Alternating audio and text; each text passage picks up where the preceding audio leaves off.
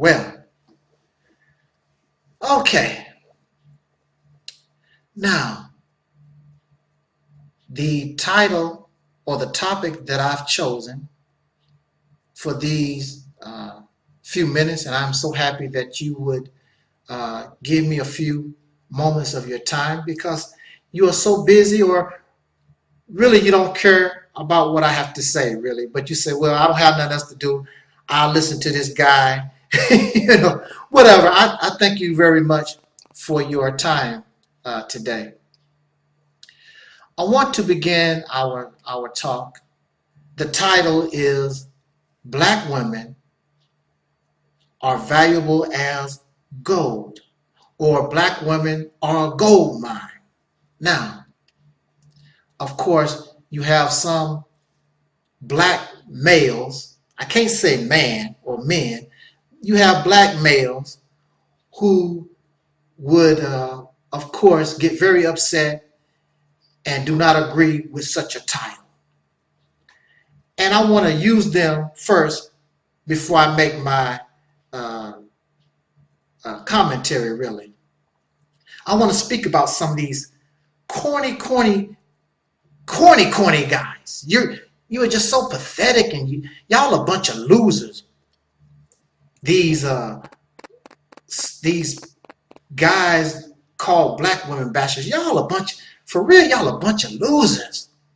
Have you noticed this about these black women bashers? This is what I've noticed.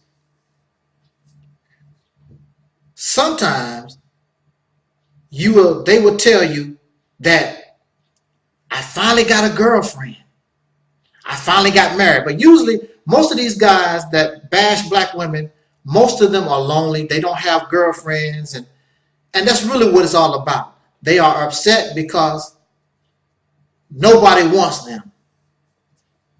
They want black women, but since the black women, it seems as though black women don't want them, then they want to show off and talk about me and my Caucasian girl or my Asian girl or whatever. It's all rooted in they want a woman, really probably just anything they can get their hands on. Because in this society, males have been conditioned to be dogs, whoremongers. So they just want to join the whoremongers. They want to be part of the clique.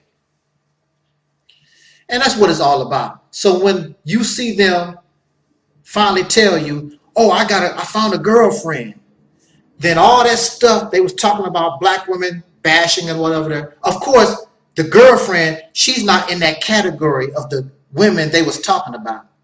And their whole demeanor, it changes, because the bottom line was, I'm upset because I can't get a girlfriend. That's so pathetic. Wow. It's sad, but it's a reality that we have to deal with. These youngsters, they have no, growing up on computers, they don't know how to interact with nobody. And who knows how long, they have a girlfriend this minute, who knows how long that's gonna last. But anyway, I'm glad that you finally found yourself a female, somebody that you can be with, and I hope that you're happy, even if it's just for a few minutes. It's just sad. You need to find happiness in yourself. You don't need another person to be happy in yourself.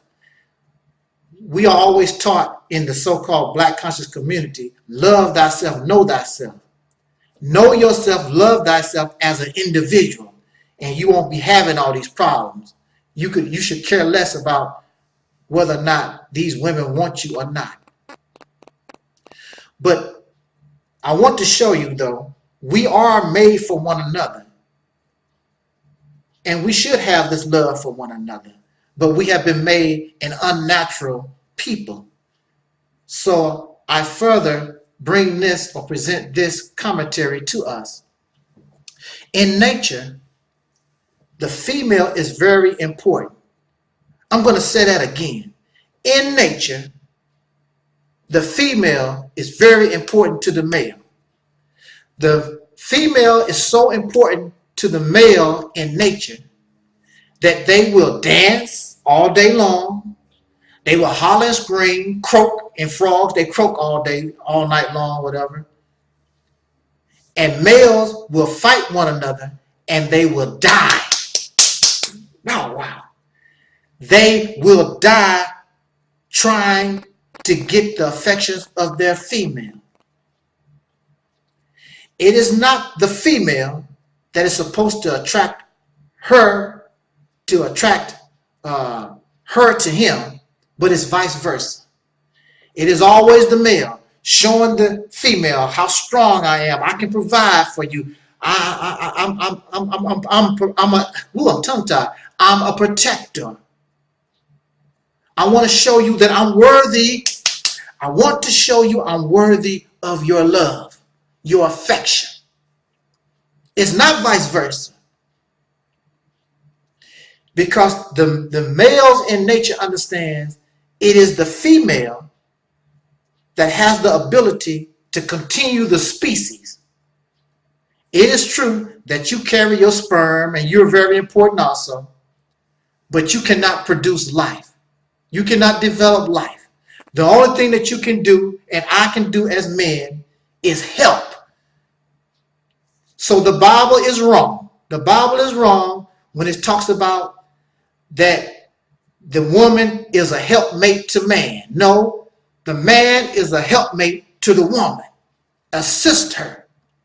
So since she's dealing with the production of life, her body has formed in a manner in order for her to take care of that life. And she's depending on the male to assist and help her when their babies, the offspring, the future generation is born. So now in mammals, you see something a little different. A female grizzly bear is almost as strong and big as a male. It is because in nature, some males, especially in mammals, the male does not have nothing to do with the raising and the nurturing of the baby. Matter of fact, there are some cases where male grizzly bears and other males, if you give them a chance, they will eat the cubs, they will eat the babies. But yet and still, during the breeding seasons or whatever, these males fight among one another and they understand the value of their female.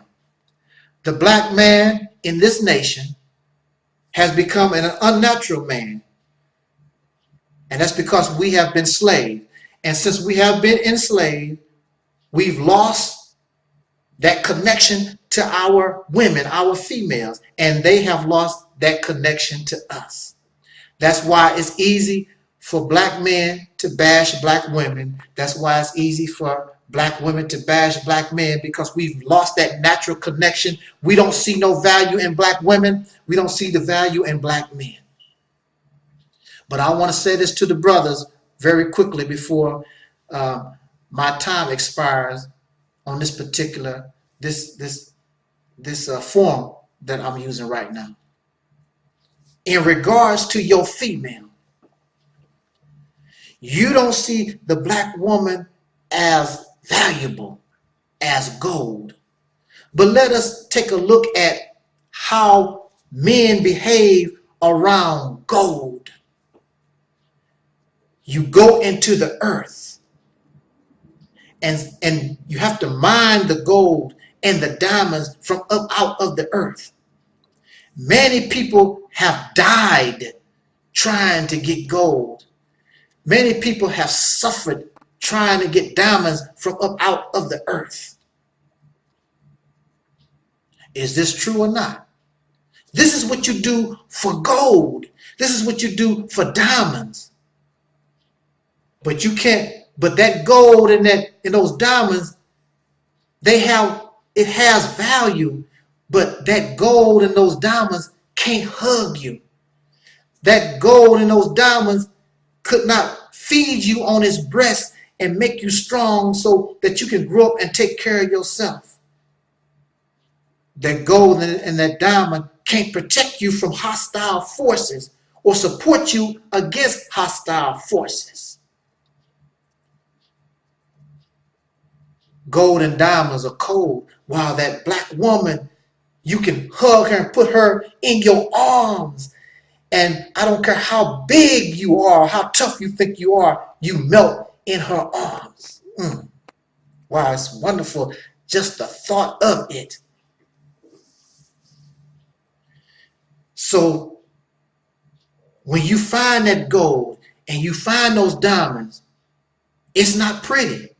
You got dust and dirt and all kinds of trash that's on the gold and the diamonds. What makes it valuable? What makes it valuable is that now, once you go into the earth and get that gold and diamonds, then you take the time and you polish and you shine and bring out the brilliance in that material. And you cut it and you shape it and put it and mold it in the way that you want it. Then it was already valuable, but now it becomes so beautiful, diamonds and gold. And so it is like the black woman. Because of slavery, because of this toilet that we live in, this filth that we live in, you keep complaining about how nasty she is and how vile and profane and how ragged she is, and she's a ratchet, but you don't know how to go to her and clean her up and polish her and shine her. She's already valuable, but she just needs her man to come back and help her become the brilliance, that light, that glow that you see coming from gold and diamonds. Your woman is more valuable than gold.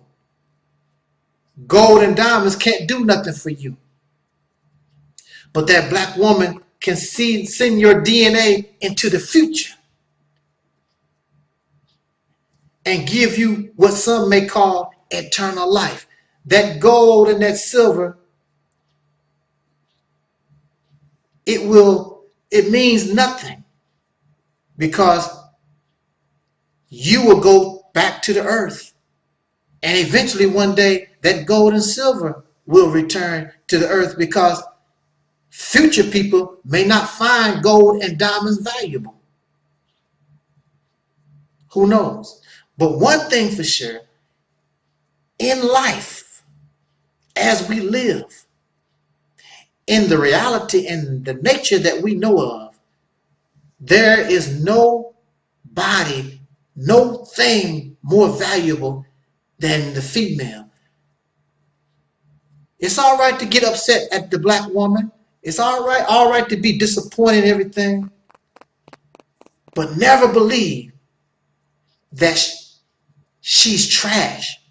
She is the most valuable something that we will ever have. And when we are both in our right state of mind, oh, let the love flow. There's nothing more beautiful when you see a black man, black woman, and their children, everybody is happy together. And that's what we should be striving for. The only thing we have to do now, basically, is remove the dirt and the filth, because there's something beautiful underneath all that garbage. With that said, jot down your comments. Let's talk about it. Until next time, I am Angel Snap number 7. And just like Don Cornelius say, love, peace.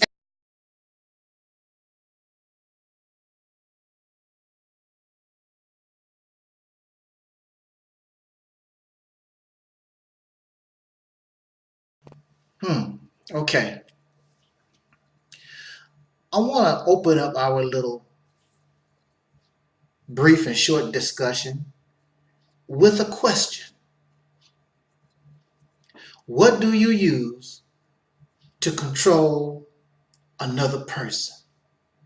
Well, there are many things that you can use to control another human being. Control your wife, control your children, control others. Well, you can deny a person food. That will make them do as you wish, because nobody wants to go hungry. Sometimes a female can control a male because she denies him sexual gratification. So he will do things normally he may not do, but because he's being denied that sexual pleasure, then he can be controlled. Some people can't handle the loss of friendship. Well, I ain't gonna be your friend if you act like that. So you don't want to lose that friendship. So you will submit to their will, and you will voluntarily, because you want to continue that friendship, you will allow them to control you. And the list can go on and on and on, and you already know this, because for many of us, we know that for one reason or another, we are being controlled. However, what do all these things have in common, of which is the number one thing that is used to control the human being, the number one thing that we use to control animals, the number one thing that is used for control, the number one thing that is used for control is fear. Fear of going without food, fear of not being able to have sexual relations, fear of losing a friend, fear of losing a job, fear of riding the bus. I don't want my car to break down. I don't want to ride the bus. So it is fear. We have fear. And the reason why we have developed fear in nature is to help us avoid danger in order to protect our life. That is the main reason for fear. So when a roach is in the dark and you turn on the light, that roach, because of fear, knowing that you might stomp that roach, try to kill that roach, the roach runs as soon as the light comes on, because it knows now that the light is on, its life now could be in danger. So it's a fear. I need to save my life. So when we turn to religious teachings, whether that be Quran or Bible, Torah, or whatever these religious books that you may find in religious teachings, or some may say in religious dogma, and especially we find in Christian teachings, you find that there is a promotion, or they advocate the belief that if you do not submit to their God, if you do not submit to their Jesus, then you have a destiny with a place called hell. Now, mind you, for those of you who do study religious teachings, the first version of hell was not even hot. The first version of hell was cold, because those people saw that death followed when the earth turned cold. Animals stopped reproducing. The whole thing, the whole planet seems to shut down when it turns cold. So the old pictures that you see that represented hell, you would see the colors blue and a lot of white, because that represented wintertime. It was cold. So why did hell turn from cold to hot? It turned from cold to hot because of the popularity of a book. What was that book called? Oh man, what is the name of that book? I should have. Well, I didn't think I was going to be talking about that book, but it was a book, a very popular book that depicted souls going to this place of torment, this place of not only hellfire, but of torment. And the Catholic Church, the Christian Church, adopted that into their teachings and turned, in fact, there was no hell. They turned what would become hell hot because of the popularity of this book. And I will, maybe before I finish this video, I can remember, oh, it's on the tip of my tongue, but it was because of the popularity of this book. But anyway, going back to Christian teachings about going to hell, I want to tell all my Christian brothers and sisters, and all you who believe in this going to hell thing, I don't fear going to hell. I don't fear going to hell. You are not going to use hell to control me. You're not going to use fear of this punishment of an eternal damnation to control and make me a slave like you have become a slave. I'm not going to be a slave to your God or to a devil. It's simple as that. Going to hell. Exactly what is that, going to hell? Is it really what y'all claim that this place could be? Well, I remember not too long ago, somebody told me that the city of East St. Louis, oh, you can't go to East St. Louis. It's terrible. You'll get shot. You'll get killed. You'll get hurt. That's what I was told.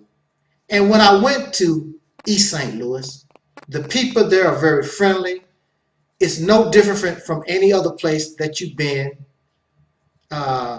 It's very moderate. It's not fast-paced. There really was nothing, besides, there's murder and rape and all kinds of things everywhere that you go. East St. Louis was no different from any other place.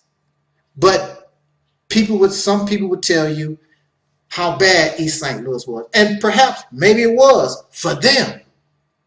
I went myself and found out that East St. Louis was not that bad at all. I've had very wonderful experience in the city of East St. Louis. Shouts out to East St. Louis, Illinois. I was told not too long ago that you should not put in an application to work at this certain place. Oh, you'll catch hell. You'll catch hell there. It's very, very bad. So eventually I put in an application and I worked at this place. I did not find that it was a hellhole. I did not find all these things that were so bad and terrible about hell. Well, this workplace, it was not as bad as somebody claimed. Now, mind you, East St. Louis and this job is a place that you actually can go and experience yourself. However, in this make-believe place that Christians give us, this place called hell, nobody has been there to say whether it really is a hell or not. But they give to you and try to put fear in you that if you don't obey their God, if you don't believe in their Jesus and whatever, you'll be going to this place of eternal damnation. Fear. Well, I don't fear, so that does not work on me. In fact, what could be worse? What could be worse than this life that we're living right now? Hell possibly could be much better than what we're living right now. In fact, once we die, that's the real fear of death. And so we create heaven and hell so that there is an afterlife. Because we fear death, we don't want to believe that once you die, that's it. We want to continue to live either in heaven or hell or someplace. Lord knows we don't want to. You just can't just die and just go out of existence. Where were you before you were born? What was happening with you before you was born? So you go to hell. And this Christian believer told me that you'll be a slave for the devil for eternity. Really? And you will be tormented the rest of your existence or whatever. So if I'm going to be a slave for the devil, I ask this person, what kind of work will I do in hell if I want to be the devil's slave?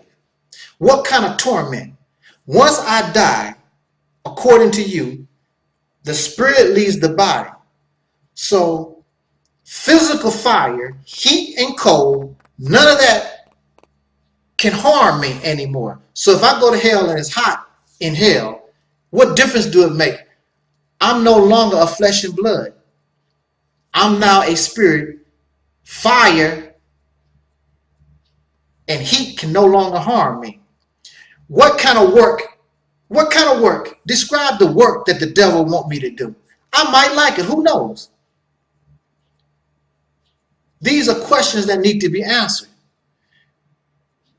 Because hell might be a place we might like. We have to visit it and go to see whether or not we are being tormented. It might be a happy place. But the way that we're taught, it's like it's a bad place when you really don't know. So you're telling me a lie. You're making up something that you don't know nothing about. Who has been there and returned?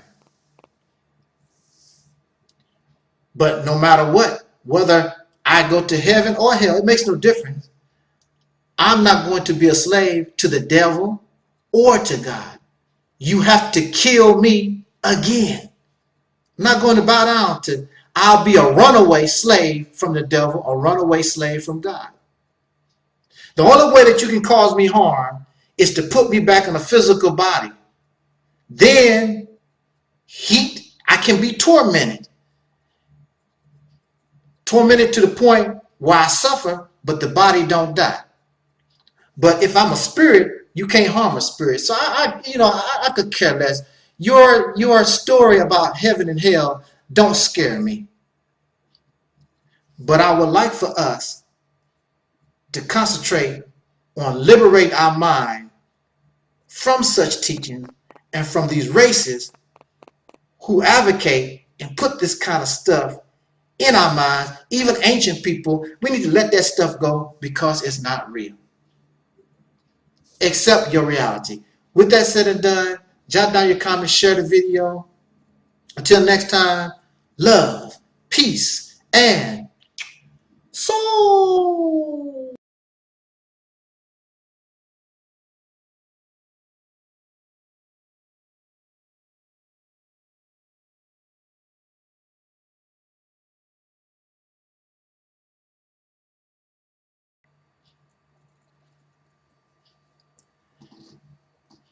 Hello, I'm your soul brother number one, and this is another edition of what I call the Reality's Temple on Earth Internet Ministry. And I am Angel Snupnup 7, star of Screen, Stage, and the Ghetto, with another rant video. Yes, this is a rant video. I just wanted to get this off my chest, and so I hope that you bear with me, and you may agree and you may not agree. It's not one of those whether I agree or, I mean, we all have our opinions, so I'm not even going, this is not even an issue that we can debate. Well, actually it is.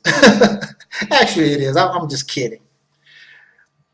Anyway, we have a picture here of my sister, my soul sister, who is not in her right state of mind, with this Caucasian pink person.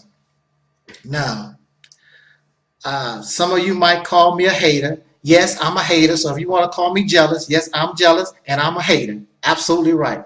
Now, I first learned that Tara, my soul sister, and should be my wife. Yes, that's right. I'm going to say it. Tara, you should be my wife. I'm going to say it in the public. That's right.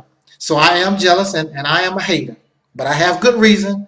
I want you to hear me out. Everybody hear me out. Now, I first heard about Tara and this pink Caucasian guy on Wendy Williams, and she was talking about how Tara and her boyfriend, this guy here, and they adopted a baby and all that kind of stuff. Pissed me off. Yes, I'm very angry and upset. And the picture, excuse me, I might not be able to talk, but the picture is starting to make me throw up. For real. And I'll tell you why. And see, this is the thing about it also.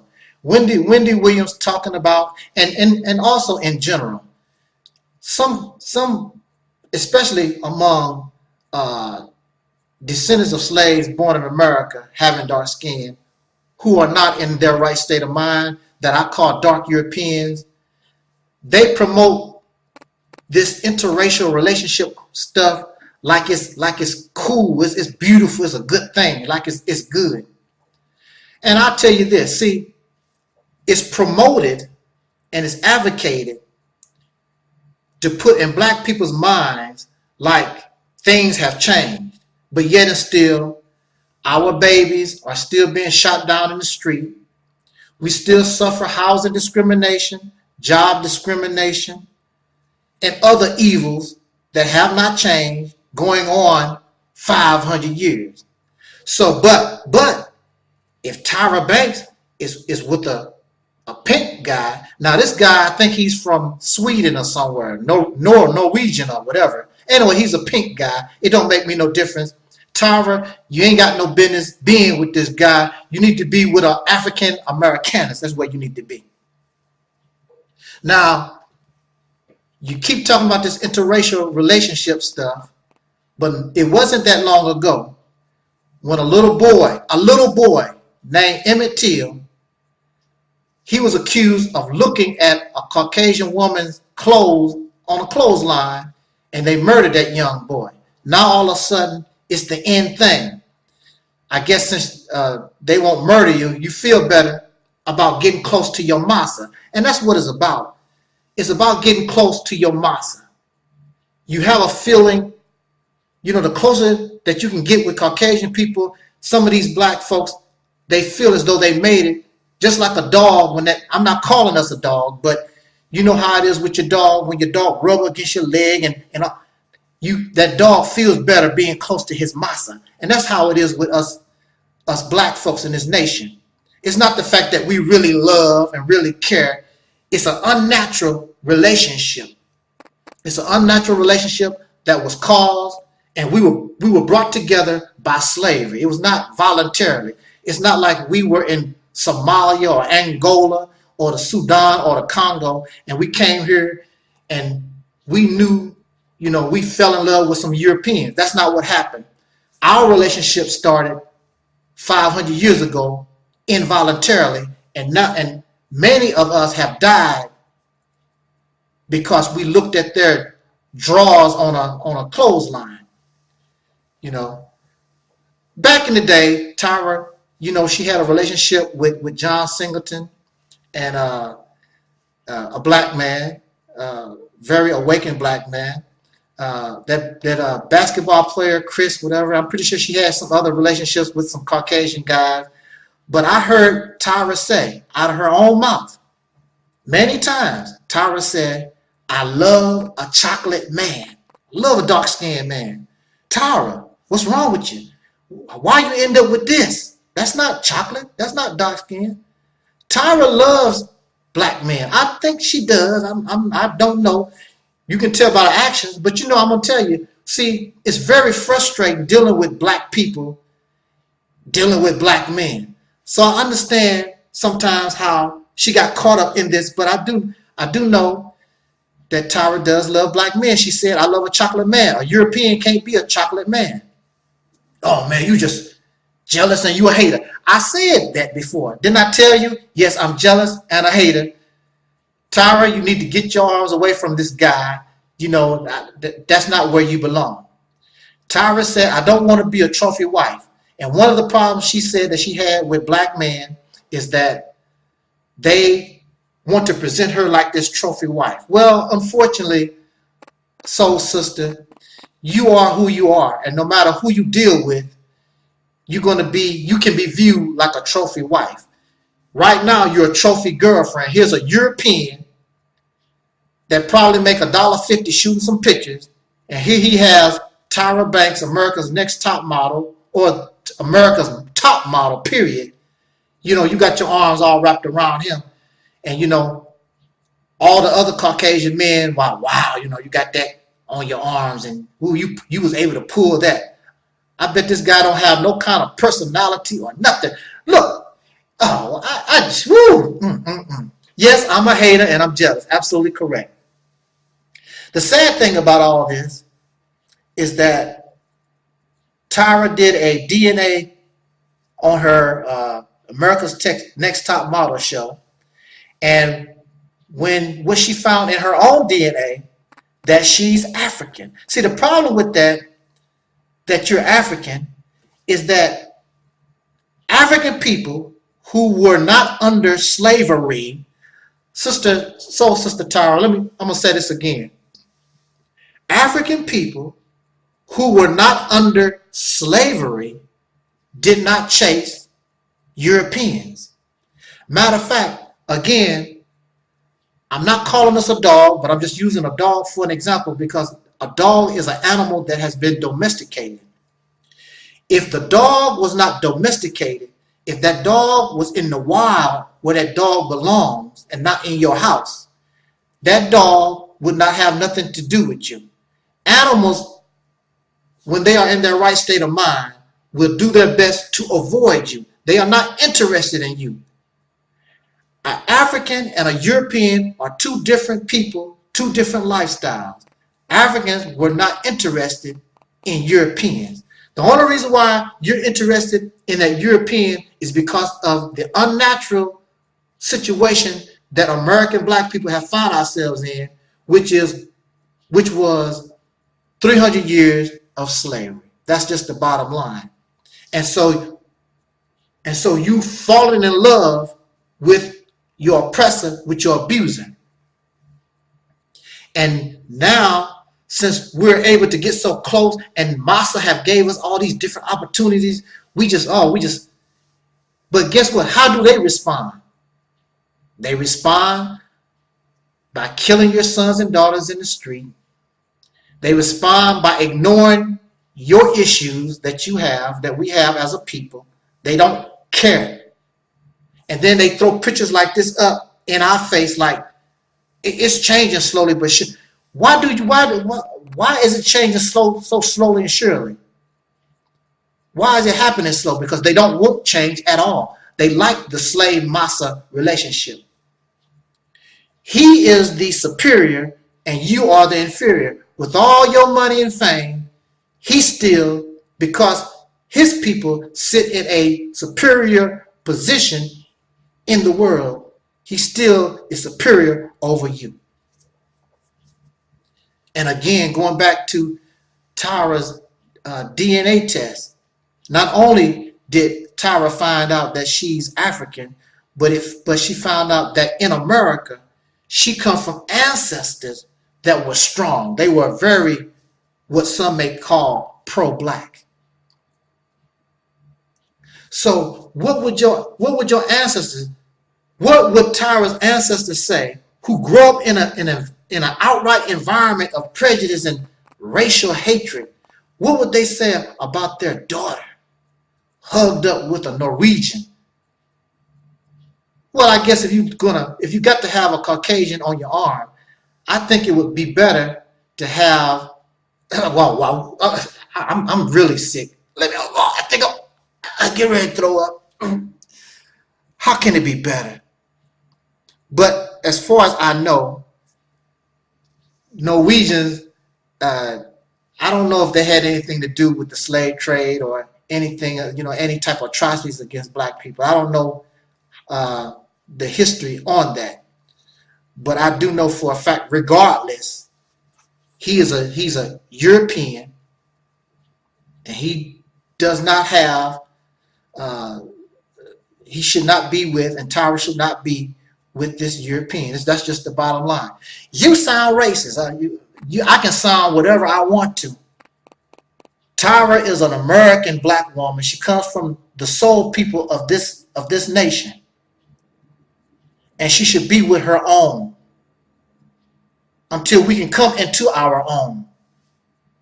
She's very valuable to us. She's not valuable to none of you. Tara, you are not valuable to them. You're just a trophy. The very thing that you said that you don't want to be viewed as, you're nothing but a trophy to them. A conquest. You know, when a gunfighter shoot down so many people, he put a notch on the barrel of his gun for how many people he killed. That's all that it's about. But Tara wouldn't be involved in this at all if it was not for the unnatural condition that we as soul brothers and sisters in America found ourselves in. And that's because we actually live and interact with the slave massa. That's the reason why you have that relationship with your dog. If your dog was wild, that dog would not have nothing to do with you. For what? What can you do for that dog? You are the dog is the dog, and you are who you are. There is no benefit, but there's a benefit. There's no real benefit to Tara, but there's a benefit to him, because her money, her fame, her resources slide on over to the European side. And he's smiling because he's taking resources and he's taking one of the valuable slaves, so she can't help her own people. She does not have that mindset. I want to say this very quickly, though. I do admire And I like Tyra. I like the way she stood up for Yaya. I think that was season 3 of American Top Model, when Yaya was expressing her African side. So there is good. I know there's good in Tyra, and maybe she's with this European simply because of frustration. Has nothing to do with prejudice. Has nothing to do with hate. For me, a little bit of jealousy, because Tyra should be with me. But anyway.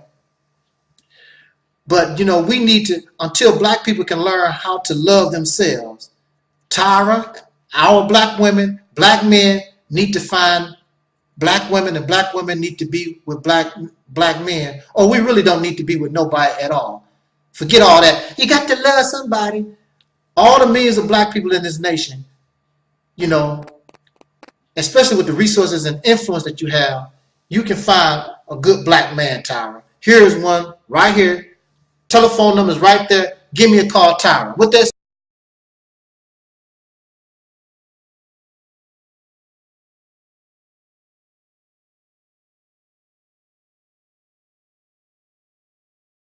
Now, here we go. I met a brother, and during interaction with a customer, and the brother asked me, he looked at me, then he looked at my name, and he was like, what's up with this? Are you a Muslim? I said, no. Are you a Christian? I said, no. In fact, I told him, many would call me an atheist, but I'm not an atheist, because an atheist, in some kind of way, I guess they can comprehend what you're talking about when you say or mention God. The only problem is they don't believe in your God. However, for me, I don't acknowledge God. So since I do not acknowledge God, I can neither believe or disbelieve. I have no idea what you're talking about. I've never interacted with your God. I don't know. I have no, there's nothing I can say really on the issue about your God. Now, when you introduce me to your God, and I can interact with your God, and maybe we can go out to dinner or something and have a talk, then I will let you know whether or not I believe or disbelieve in your God. Until that time comes, then I do not acknowledge something like that. So the brother was very, very curious. Then he continues to ask me, where do we come from? And I told him, what difference do it make? I mean, the only thing that you should be concerned about, because we may never know how we come into existence. But what we do know is that we are here. And we have to deal with the life that we've been given, or we can take our life and go right back where we came from, I guess. So either we live or we die. It does not make a big difference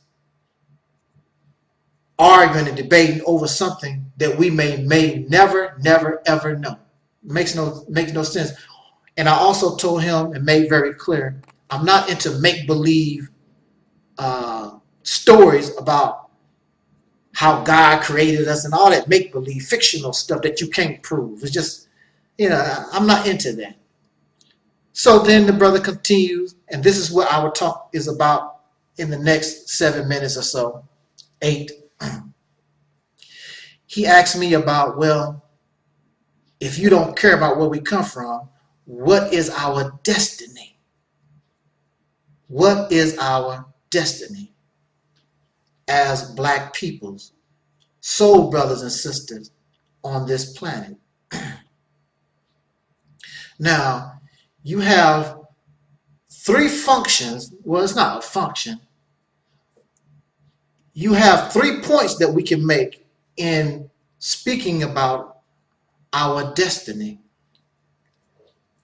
One point is, speaking of destiny, is that somebody else, another person, maybe your God, somebody is controlling your destiny. Many of us, we raise chickens, and that chicken lay an egg. We already have decided the destiny of the chicken and the egg. And the destiny is just the planning of the future for that particular life. So you have planned for the future for this particular life that you will use the egg for your cake, and you have planned to have fried chicken on Sunday.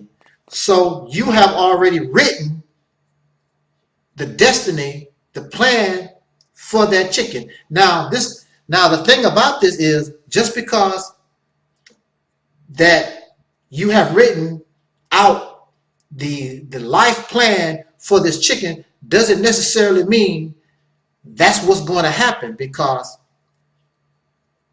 one day you go out and the chicken has escaped and took off. So now the chicken has taken its destiny out of your control into its own control by escaping your control. And now we don't know what the chicken's destiny might be, but one thing for sure, you're not going to have chicken on Sunday, and you're not going to have those eggs for your cake.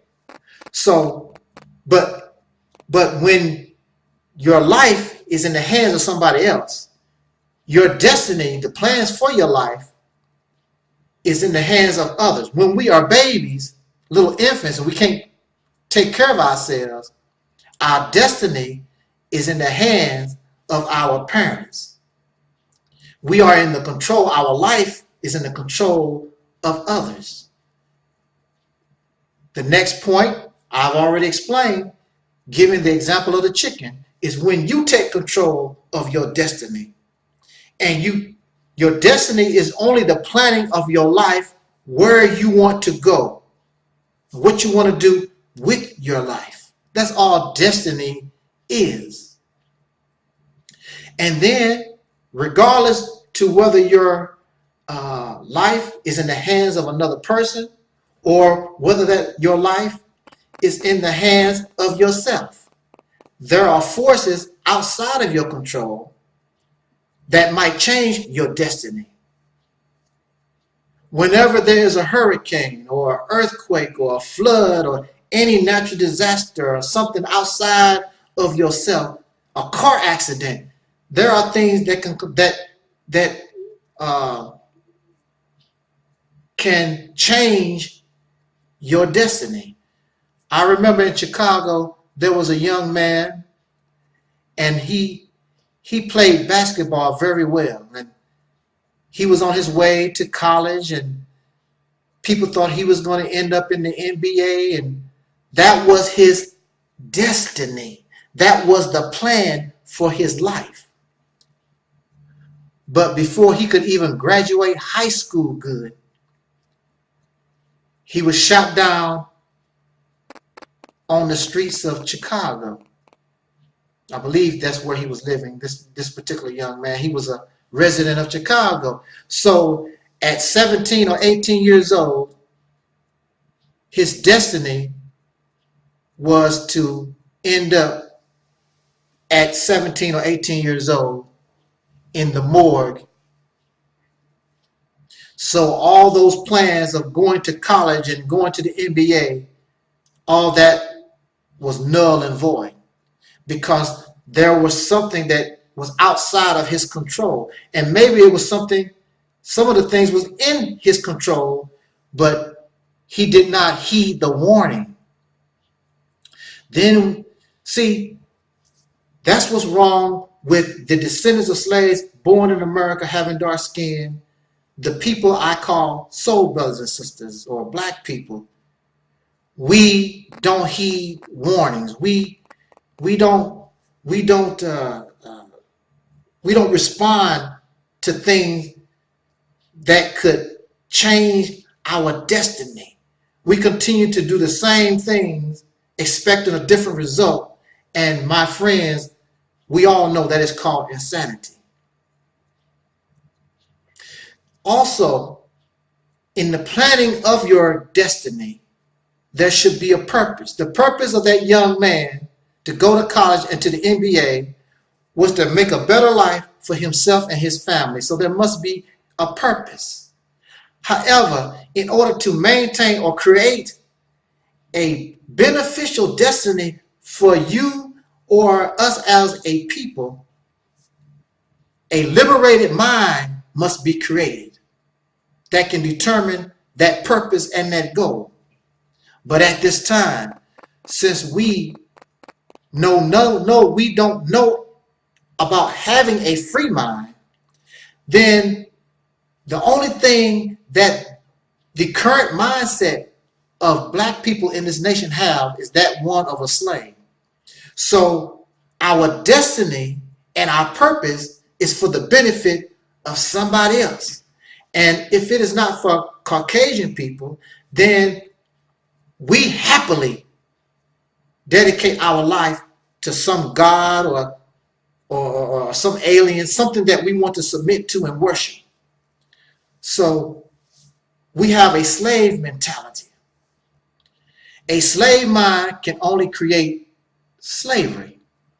And the only thing black people in this nation wants to do is just exchange one slave master for another, whether it's going from this Caucasian person to another, or having yourself two masters. One is the Caucasian people, and the other one is this mysterious God person that y'all love, or alien, or whatever. So that is destiny. Destiny is nothing but the planning of one's life. The purpose, setting a purpose and goal for that life. No more, no less. But if your mind is not liberated and you don't think as a free person, then the only thing we will continue to do is act like slaves. With that said, jot down your comments. Until next time, love, peace, and soul.